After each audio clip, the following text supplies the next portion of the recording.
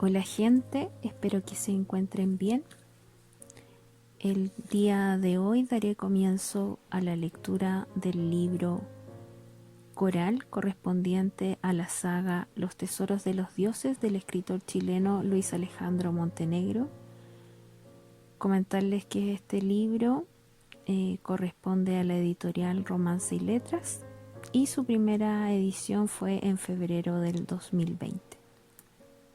Este libro, gracias al escritor, me fue facilitado en formato Word y comentarles que en las primeras páginas se encuentra una imagen en donde es una especie de cruz en base a espadas, ¿ya?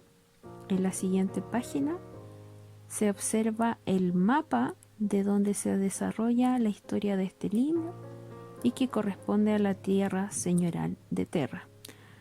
No daré los nombres de los lugares porque lo más probable es que vayan siendo señalados en la medida que yo vaya leyendo el libro.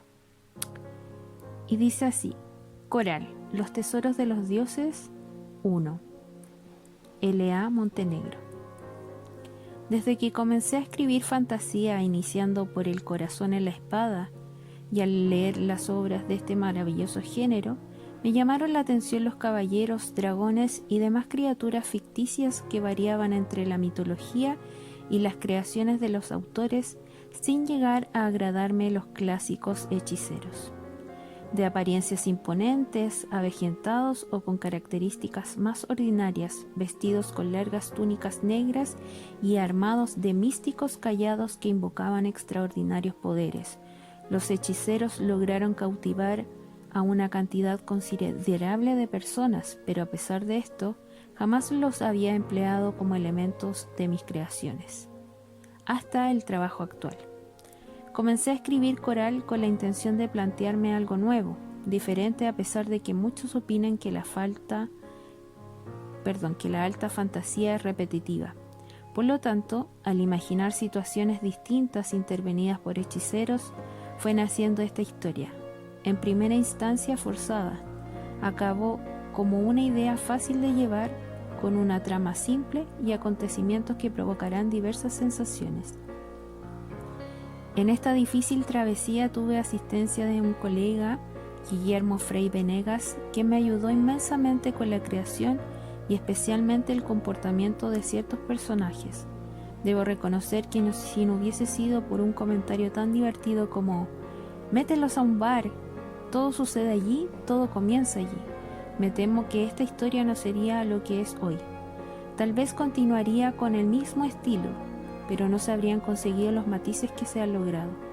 A esto se suman los comentarios de aquellos que siempre están atentos a mis trabajos a pesar de no ser un escritor famoso, pero siempre están allí, entregándome ese impulso que se necesita para continuar, haciéndome sentir que todo esto vale la pena. Solo resta esperar que quienes se internen en las páginas de esta historia puedan vivir un agradable viaje a través de las tierras señoriales y otros rincones de leyenda, acompañando a estos hombres y seres en la aventura que los aguardan tras cada capítulo. La siguiente página dice: agradecimientos. No sé por dónde empezar.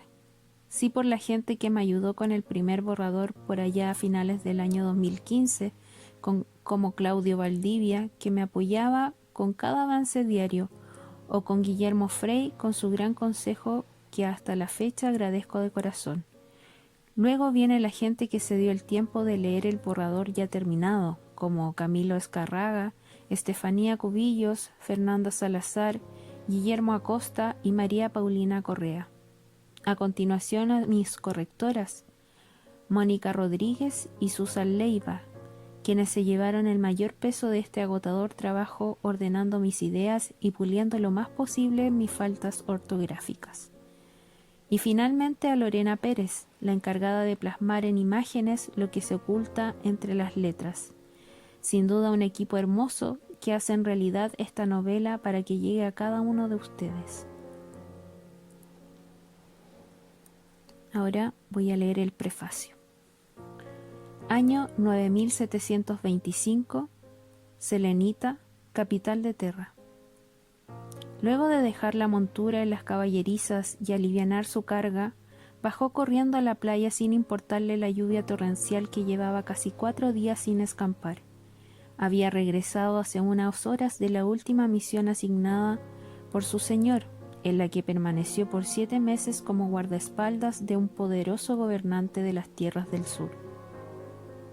Corría a ver a su amada, añoraba verla, estrecharla en sus brazos, decirle cuánto la extraño. Y pensó, este último tiempo lejos. La había llevado en su corazón como lo hacía cada vez que emprendía rumbos, siguiendo órdenes, y ese deseo ferviente de verla y tocarla era el que día a día lo hacía querer seguir viviendo.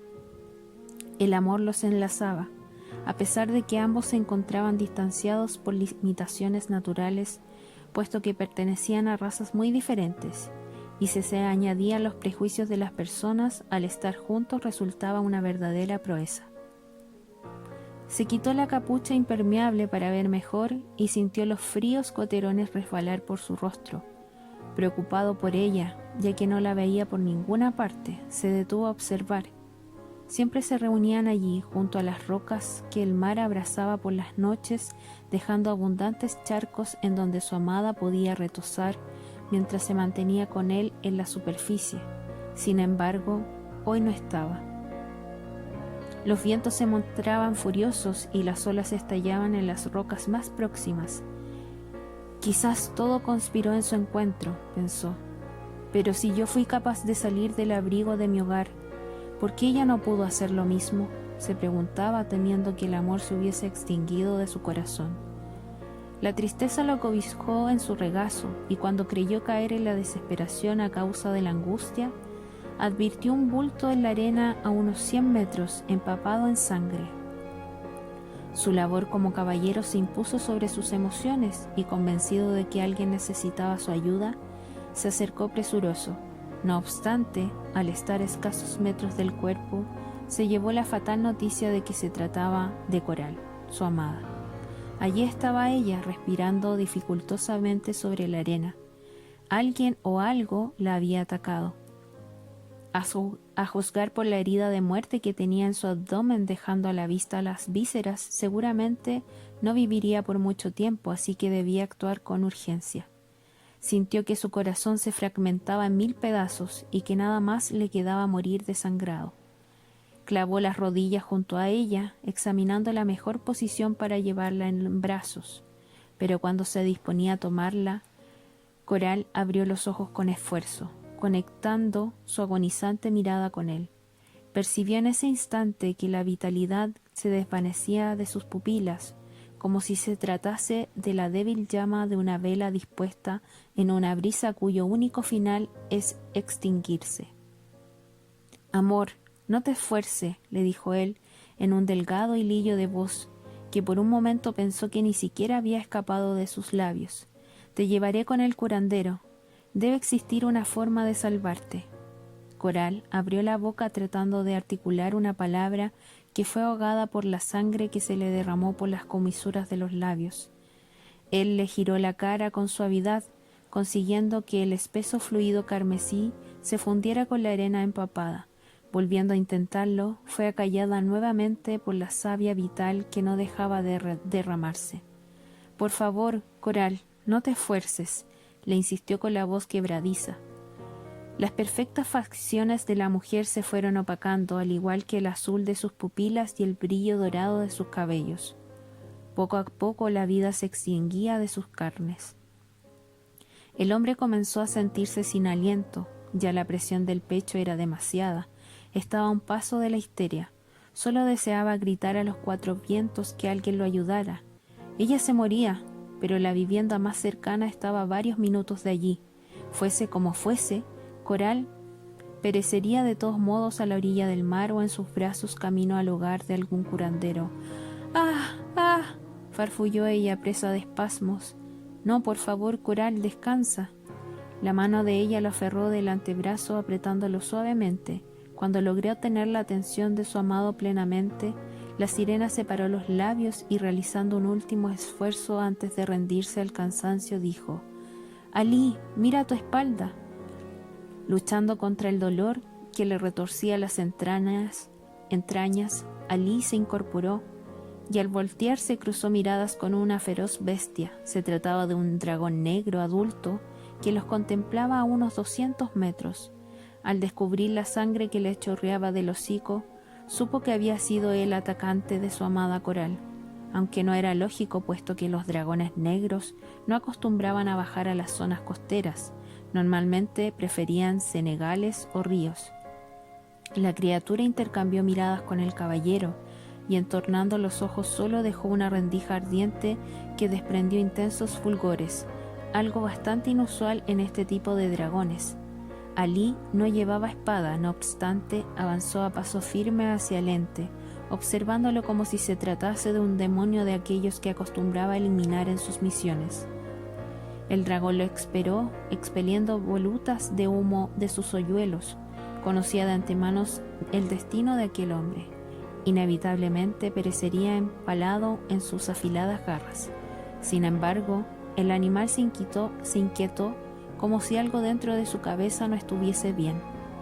Hizo el ademán de llevar las manos a su cráneo, gruñó y se revolvió en el lugar donde una sensación de sufrimiento. Entonces los ojos del dragón se abrieron desmesuradamente, liberando destellos azulados, y cuando Alí lo tuvo a menos de 5 metros, echó a volar. Hendido en el firmamento con un rugido, al tiempo que un rayo estallaba en las alturas. La impotencia lo atenazó y se juró no descansar hasta encontrar al monstruo y matarlo. Si tenía que cruzar las 6 tierras señoriales, lo haría. La imagen de aquellos ojos no la olvidaría, y sería su medio para reconocerlo entre otros dragones de la misma especie. Cuando la bestia fue solo un punto negro a la distancia, regresó con Coral y recibió el impacto más doloroso de toda su vida al descubrir que era muy tarde, había muerto. Se dejó caer junto a ella sin esperanza, como si fuese un cuerpo despojado de todo rastro de felicidad. La apretó contra su cuerpo a pesar de la sangre y se descubrió sin voz. La angustia se había apoderado de él. Inclinándose, posó la frente en el pecho inerte de su amada. Buscaba en lo más profundo de sí aquel grito que anhelaba soltar en una mezcla de impotencia, rabia y tristeza. Cuando lo sintió venir, la lluvia se fundió con lágrimas y sangre, al tiempo que un desgarrador lamento se perdía entre las nubes grises. Capítulo 1. Abismo. Mientras la lluvia repiqueteaba en el tejado y el viento golpeaba las ventanas, el curandero cumplía con la labor de limpiar cuidadosamente el cuerpo de la sirena con agua tibia mezclada con plantas con propiedades antisépticas, para posteriormente coser la herida con hilo de tripa. El daño resultó mortal, dejando expuestas las vísceras. Se trataba de la mordida de una bestia gigantesca que sencillamente la partió en 2. Este hombre mayor vestía acorde a la ocasión, de tal forma que un delantal gris sin mangas, que ya estaba mojado y manchado con sangre, cubría la parte superior de su cuerpo. Bajo este llevaba un abrigo de lana remangado hasta los codos, anchos pantalones de lino y botas de cuero. Por suerte, la cabaña no era muy grande, lo que permitía conservar el calor ambiental, obtenido así una agradable temperatura. ¿Estás seguro que era un dragón negro? Sabes bien que esos gigantes solo habitan en zonas montañosas. Posiblemente bajan hasta los valles, pero nunca al mar. Sí, yo también creía lo mismo. Es extraño. ¿Qué motivo lo atraería hasta la playa? Alí observaba detenidamente cómo, después de coser el cuerpo, el hombre se preocupaba de borrar hasta el más mínimo rastro de sangre antes de brindar un digno sepulcro a Coral, su amada. En la siguiente página se observa una ilustración en donde aparece Coral, la sirena, con su cola de pez y la parte de su torso al descubierto, con sus pechos desnudos, sobre una especie de cama, y el curandero cerrándole sus heridas para tapar y para ocultar sus vísceras dentro de su cuerpo. Prosigo con la lectura. El joven desvió la vista, paseándose por el espacio dispuesto para curar a las personas que se encontraban enfermas o heridas.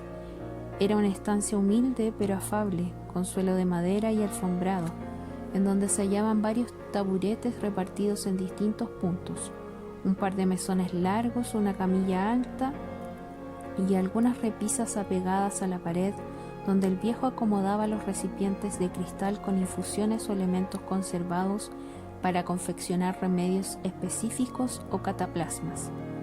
La iluminación provenía de una serie de candelabros ubicados en las esquinas, en los que se consumían velas aromáticas compradas a los mercaderes quienes cada cierto tiempo venían de las tierras señoriales del norte, en su mayoría procedentes de Oasis, el territorio más distante. Con estas mezclas de fragancias en aquel sitio, el recinto presentaba un olor bastante peculiar que no resultaba desagradable gracias al cuidado de su anfitrión. Alí había conocido a la sirena hacía 10 años al regresar de una de las tantas incursiones a las islas aledañas. En aquella ocasión se enfrentó junto a sus camaradas a la furia del mar, formando parte del número de soldados arrojados a las turbulentas aguas. Muchos de los hombres perecieron aquella noche de tormenta, pero él, junto a 2 más de sus camaradas, fue rescatado por la piedad de las ninfas marinas. El primer contacto con Coral fue mágico. Casi llegó a pensar que se hallaba muerto y que sería recibido por las doncellas en los campos de la primavera eterna en Azaat, el paraíso prometido. Sin embargo, al descubrir que se encontraba recostado en las tibias arenas de la playa, acompañado por una bellísima sirena de profundos ojos azules, fue atrapado por sensaciones desconocidas. Alí, ¿dónde le darás sepultura? Tengo que hablar con su gente, respondió el guerrero, colocándose de pie y avanzando hacia la ventana con vista al mar. Y me temo que no será muy fácil de conseguir. No será para nada fácil. Los oceánicos son muy celosos de sus costumbres. En primer lugar, no querrán que ella sea sepultada en la superficie. ¿En dónde la sepultarán? En verdad desconozco los ritos funerarios de la gente del mar, pero supongo que en el abismo abisal, donde nadie ose interrumpir su descanso. El joven suspiró apesumbrado. Tantos tipos de culturas y creencias que se seguían en el mundo, y él solo pensaba en cómo honrar la memoria de quien amó con locura. Sin embargo, se enfrentaría a lo que fuese por Coral. Ese sentimiento que lo mantenía atado a ella sería el impulso para confrontar lo que fuese, aunque se viera al borde del mayor de los peligros. En fin, que sea lo que tenga que ser. Eres valiente, Alí. No cualquiera aceptaría una responsabilidad tan alta. Todo sea porque Coral pueda descansar en paz. Y luego, ¿luego qué? ¿Qué harás, Alí? Iré a las montañas. No dejaré que todo se quede así. Ella no se lo merece. ¿Crees que Coral apruebe que arriesgues tu vida? Alí se exaltó, siendo embargado por una impotencia y rabia. Ella no merecía morir, pero la realidad era otra cosa. Un rayo estalló a la distancia, ofreciéndole la fuerza para voltearse a encarar al curandero. No me mires así, muchacho, si bien sabes que tengo razón. ¿Qué debo hacer entonces, Job? Con Job se conocía hace 5 años, por lo que confiaba más en él que en los mismos consejeros de su señor.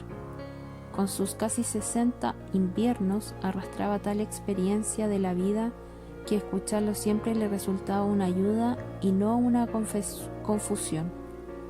Este gran hombre, a pesar del paso del tiempo, continuaba mostrando una figura vigorosa, con las marcadas señales de la fornida complexión que disfrutó en su juventud. Es más, en su rostro no se apreciaban marcadas arrugas, aunque lo delataba su cabellera casi blanca. No sé cómo responder a eso, Alí. Trato de colocarme en el lugar de ella y determinar cuáles hubiesen sido sus últimos deseos para ti, pero me resulta imposible. Si bien las sirenas son seres extremadamente escurridizos con los humanos, también existe su otra faceta, en la que se desviven por quienes aman. ¿Han acontecido otras relaciones entre humanos y habitantes del mar?, preguntó curioso Alí, observando la expresión severa del anciano a través del reflejo del cristal. Bueno, imagino que sí. Este mundo es tan impredecible, muchacho, que nada se puede descartar. Sí, nuestra raza presenta comportamientos que en ocasiones no tienen explicación. Signos indudables de imperfección, Alí. De hecho, en muchas oportunidades son las emociones las que nos arrastran a lo más insólito, y no ocurre únicamente en ti u otros jóvenes, también en hombres sabios. Dejarse llevar por sentimientos podría conducir a la caída de un imperio. ¿Por qué me dice esto? ¿Tiene conocimiento de algo así? Pues podría ocurrir, ¿no lo crees? El guerrero se encogió de hombros. ¿Recuerdas alguna eventualidad que nos pueda entregar algo de claridad de lo acontecido? Alí cerró los ojos, recapitulando desde el momento que descubrió a Coral con una herida mortal. Entonces recordó cuando la tuvo moribunda junto a él y le habló. Sus últimas palabras las tenía tan clavadas en su mente y corazón que dudaba si en algún momento las llegaría a olvidar. Bueno, no sé si sirva de algo, pero su último aliento lo empleó para advertirme de que el dragón estaba aún allí. Con mayor razón, muchacho. Con esto me revelas que puedo afirmar que ella no querría que fuera en busca de la bestia. ¿Realmente eso desearías, Coral?, se preguntó mirando fijamente el cuerpo de la mujer que más llegó a amar en toda su vida. Las lágrimas se escocían en sus ojos, pese a que antes de cargar su cadáver hasta la cabaña de Job lloró desconsoladamente. Volvió a sentir el nudo en la garganta, conteniendo la pena en su interior. Por nada del mundo debía romper en llanto frente a otra persona, aunque éste fuese alguien tan importante como Job, por quien sin dudarlo llegaría a dar su aliento. Job acabó con el trabajo y permitió que Alí se acercara. Mientras Job se lavaba las manos en un recipiente, pensó en la intención que tenía el caballero de informar a la gente del océano sobre la muerte de Coral. Desde que el mundo era mundo, los habitantes de las profundidades tenían ciertas diferencias con los humanos, diferencias que durante siglos desencadenaron guerra tras guerra. Se considera casi un milagro el acuerdo de paz conseguido hace un par de décadas, con el que se abandonó las hostilidades. Ahora la pregunta era, ¿la muerte de Coral provocaría un nuevo conflicto? A diferencia de la raza humana, los seres de las profundidades le daban gran importancia a la vida, independiente de si la sirena o tritón pertenecía a un puesto social alto o no. Por lo tanto, se corría el riesgo de que se repitieran aquellos sucesos mencionados por los historiadores, o en los bellos romances de los juglares en que los feroces guerreros marinos atacaban las embarcaciones y bellas ninfas de las aguas atraían a los hombres con su canto. Job, ¿sí? ¿Existiría algún medio para regresar a la vida a Coral? La pregunta generó un escalofrío en el viejo, teniendo que aferrar el recipiente para no derramar su contenido. Alí, no dejes que este tipo de pensamientos pasen por tus posibilidades. ¿Eso qué quiere decir? El curandero de mala gana se volteó, encarando a su amigo. Sabes bien que en este mundo se puede conseguir casi todo. El gran dilema es, ¿cuánto estás dispuesto a dar? ¿Sí se puede? Job se encogió de hombros. El persistente interés de algo tan oscuro lo abrumaba, sabiendo que procedía de alguien tan inexperto en la vida. No obstante, lo entendía. La tormenta en su mente y corazón debía ser desgarradora. Alí, yo me dedico a la medicina. Creo que en eso no te puedo ayudar. Lo siento. El guerrero se internó una vez más en sus pensamientos, sin quitar los ojos de la hermosa figura de aquella criatura que por un tiempo significó su mundo. Se tendría que acostumbrar a su falta. Ya no estaría más junto a él, por lo que ahora se veía obligado a aferrarse con ahínco a la esperanza de volverla a ver en la tierra de los dioses, donde no se separarían nunca más. Job lo aferró afectuosamente por el hombro, sacándolo de aquel trance. Deberías ir a descansar. No creo que pueda, Job. Entiendo tu pesar, Alí. Ningún ser de este mundo fue hecho para aceptar la partida de quienes amamos, lo cual no significa tener que dejar de preocuparnos por nosotros mismos. Mañana pensarás en qué hacer, hoy descansa. El joven asintió, estrechando suavemente la fría mano de Coral.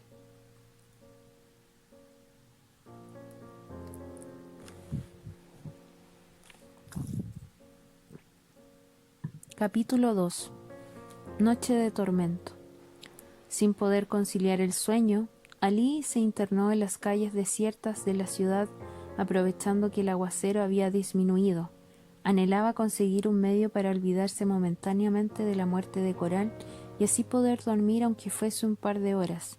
Avanzaba perdido en sí mismo, sin esquivar los abundantes charcos que había dejado la lluvia. De las 6 tierras señoriales, Terra resultaba la más rústica con sus construcciones de una sola planta, en su mayoría alzadas en adobe y madera. Como sus habitantes se dedicaban a la agricultura, ganadería y pesca, aunque esta última con menos fuerza, a causa de los límites impuestos que impuso Oceanía, el poderoso imperio del mar, para evitar la sobreexplotación de los recursos naturales. Los ingresos resultaban mínimos y al no mantener estrechos lazos económicos con los otros señoríos, exceptuando los mercaderes, no se conseguían grandes avances tecnológicos. Sin embargo, la gente no sufría carencias ya que la producción de alimento de granjas, huertos y extensos bosques frutales era abundante. A esto se añadía la rica obtención de materia prima como algodón, lana, lino y cuero para la elaboración de ropas y equipos con fines militares que de igual forma se empleaba para exportación o en su defecto para trueques con los comerciantes de paso. Madera, piedra y mineral, si bien no eran el fuerte de este territorio repleto de vida, se generaban para los habitantes, en especial para importar a las islas aledañas. Caminó sin rumbo por varios minutos. Al llegar a una taberna, ni siquiera se percató del hombre para ver si era algún rincón conflictivo, sino que ingresó a paso firme, como si se hallara en trance. Nada más advertía por donde pasaba, ignorando las palabras de los hombres allí presentes y los hedores nauseabundos que se mezclaban con las velas aromáticas de mala calidad. Agradecía que la capital gozara de excelentes licores, en especial la cerveza que se preparaba en el interior, y ni hablar de los exquisitos vinos que se exportaban satisfactoriamente hacia los otros señoríos como un fino brebaje digno de nobles y gobernantes. Avanzó hasta un rincón, situándose en una mesa para 2 personas manchada de restos de grasa y cerveza. Aquí fundió su mirada con las luces del techo, descubriendo que la imagen de la sirena titilaba tras cada destello. Jamás esperé encontrar a un hombre de su altura en un lugar como este, comentó un sujeto encapuchado, dándole tirones a los cordones de su caftán. Alí luchó por salir de su ensimismamiento y se encontró de frente con las pupilas del extraño que refulgían bajo la sombra de la caperuza. ¿Nos conocemos?, preguntó el guerrero, incómodo por la presencia del individuo. El interpelado se empujó la capucha hacia atrás, dejando a la vista su rostro. Alí se quedó sin palabras. Se trataba de Baltasar, uno de los consejeros de su señor. ¿Puedo acompañarte, Alí? El guerrero titubeó. Baltasar era conocido por sus dotes de hechicería y nigromancia, por lo que la gente le temía, haciéndole pasar gran parte del tiempo en solitario. Su apariencia no le facilitaba las cosas debido a sus pómulos prominentes y a las cicatrices que tenía en el rostro y en la cabeza, visibles a causa de la calvicie, que lo asemejaban a un cadáver viviente, pero él no podía ser descortés, no era digno de un caballero, le haría compañía. Sí, por favor, acomódese. Muchas gracias, respondió Nigromante, haciéndole una seña al siervo que atendía las mesas para que se acercara. Encargaron 2 jarras con cerveza y mientras esperaban que el siervo regresara, Baltasar clavó sus penetrantes ojos de águila en Alí, escudriñando su mente. ¿Cómo anduvo la misión con Drago, señor de Glaciar?, preguntó Baltasar, alzando la jarra para tomar un trago sin quitar la atención de las pupilas del caballero. Alí parpadeó rápidamente, rompiendo la conexión con el hechicero. Luego respondió: todo marchó de maravilla. La gente de Glaciar me recibió como si fuese un hermano más, y por suerte no tuve que blandir mi espada. Aunque lo más complicado es el clima, sus tormentas de nieve son capaces de calar hasta los huesos. Sin mayores complicaciones, eso es bueno. Los ojos del hechicero se iluminaron. Algo en el interior de Alí le había llamado la atención y se aferraría a eso para poder conseguir algún beneficio. Alí, noto tristeza e inquietud en tu interior. ¿Te gustaría compartir los motivos conmigo?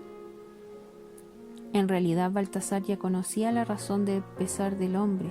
Había adquirido la habilidad de poder mucho más allá de lo que vería un hechicero ordinario al ofrecer uno de sus órganos a un demonio que deseaba aferrar su esencia al mundo mortal.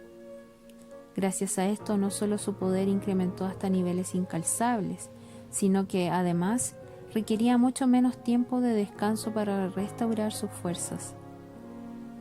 El guerrero le dio un trago largo a su jarra. No sabía si confiar en él o no. Si bien era cierto que su relación con Coral jamás fue un secreto en las tierras de su señor, ya que significaba un pacto de alianza con los habitantes de las profundidades, el hecho de pensar en algo tan oscuro como revivir a alguien lo catalogaría como un vasallo de los demonios, conduciéndolo directamente al caldazo.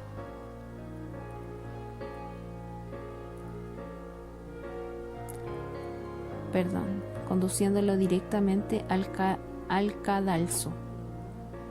Me temo que no hay nada por qué compartir. Simplemente no fue un buen día para mí. Baltasar se quedó mirándolo con extrañeza. Esos motivos que ocultaba en su interior le interesaban y debía buscar el medio para conseguir que se los revelara. ¿Y si te dijese que tengo el método de cruzar la barrera de la muerte? Un escalofrío recorrió a Alí de pies a cabeza. ¿Cómo podía saber lo que estaba pensando? ¿Acaso su arte le permitía violar la seguridad de sus pensamientos?